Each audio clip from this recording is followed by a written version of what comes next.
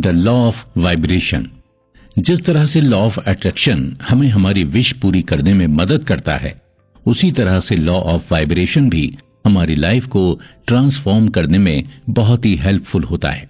Actually universe हमारे vibrations पर respond करता है और हमें सभी कुछ उसी मात्रा में मिलता है जितने अच्छे वाइब्रेशंस हमने यूनिवर्स को दिए होते हैं। लेखक हमें बताते हैं कि लॉ ऑफ वाइब्रेशन से हमें फायदा जरूर होता है, लेकिन इसका मतलब ये नहीं है कि हमारी सारी परेशानियां दूर हो जाएंगी या हमारे जीवन में कोई परेशानी आएगी ही नहीं।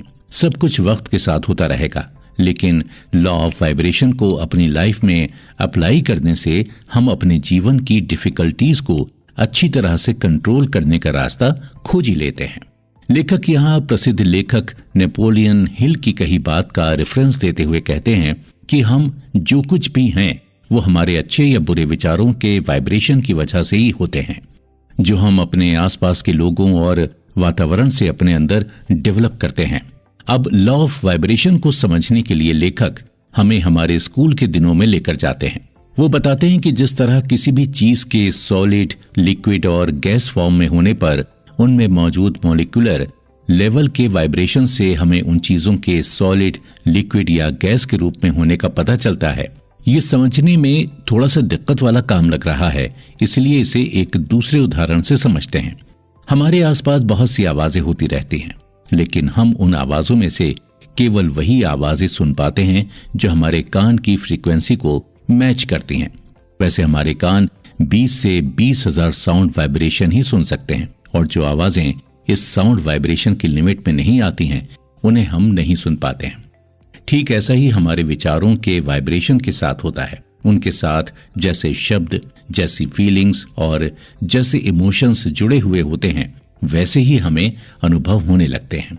लेखक यहाँ एक बहुत ही सुंदर बात करते हैं। जब हम हमारे सोचने, महसूस करने और बोलने का तरीका बदल लेते हैं, तब से ही हम अपने अंदर पॉजिटिव चेंज होते हुए महसूस करने लगते हैं। लेकिन दोस्तों, लेखक की इस बात को जिंदगी में उतारने के लिए हम जो महसूस कर एक्सेप्ट करते हैं, हमें उसकी वाइब्रेशनल फ्रीक्वेंसी के साथ मैच होना पड़ेगा। कहने का मतलब बिल्कुल साफ है कि हमें अपने विचार, इमोशंस और शब्दों को अपनी जिंदगी की उन बातों के साथ अलाइन करना होगा जो हम वास्तव में करना चाहते हैं। हमें उन बातों के लिए हमेशा बहुत ही ज्यादा एनर्जेटिक रहना होगा। हमारे इमोशंस हमारे अंदर रही एनर्जी का रिफ्लेक्शन होता है। यही वजह है कि अच्छा सोचने पर हम अच्छा महसूस करते हैं और बुरा सोचने पर बुरा महसूस करते हैं। ये सब विचारों के वाइब्रेशन की ही करामत होती है। हम में से ज्यादातर लोग यही मानते हैं कि हमारी इच्छाओं के पूरा होने से ही हमें खुशी मिलती है। हमारे इमोशंस ही हमारे सबसे ज्यादा ताकतवर वाइब्रेशन होते हैं। इसलिए जब हम अच्छा सोचते हैं तो हम अच्छा महसूस करने लगते हैं और हमारे साथ फिर सब अच्छा ही होता है।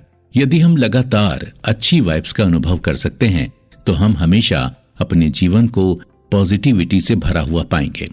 वैसे हम सभी अपनी लाइफ में हमेशा खुद को खुश और हंसते मुस्कुराते हुए देखना चाहते हैं। ये पॉजिटिव फीलिंग्स होती हैं जिनकी फ्रीक्वेंसी बहुत ज्यादा होती है, और इसी वजह से ये फीलिंग्स ही हम जो चाहते हैं उसे पाने में ज्यादा हेल्पफुल होती हैं।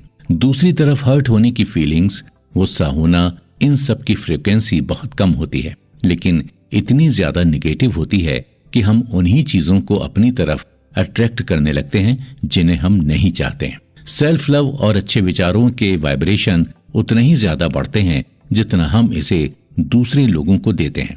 जैसे जैसे हम अच्छे विचारों के वाइब्रेशंस को बढ़ाने का प्रयास करते हैं, वैसे वैसे हम अपने आप को उस प्यार का एहसास दिलाने में सफल हो जाते हैं जिसके हम हकदार होते हैं।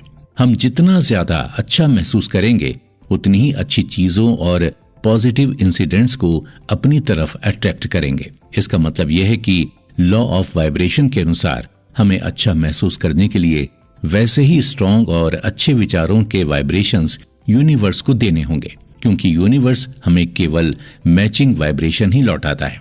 ये बिल्कुल एक हाथ दे और दूसरे हाथ ले जैसा ही है। जैसे अगर हम खुश रहने के वाइब्रेशन देते हैं तो बदले में हमें खुश रहने के कई मौके मिल जाते हैं।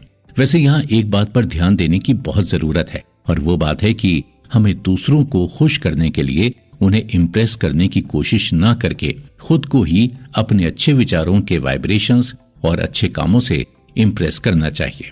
लोगों की नजरों में अच्छा बनने के लिए अगर हम कोई काम करते हैं तो वो एक रोबोटिक एक्शन बनकर रह जाता है और फिर बदले में हमें भी जो कुछ मिलता है वो वैसा ही मिलता है। तो चलिए इसकी प्रैक्टिस अभी से करते हैं, क्योंकि बिना किसी वजह के खुश रहने की शुरुआत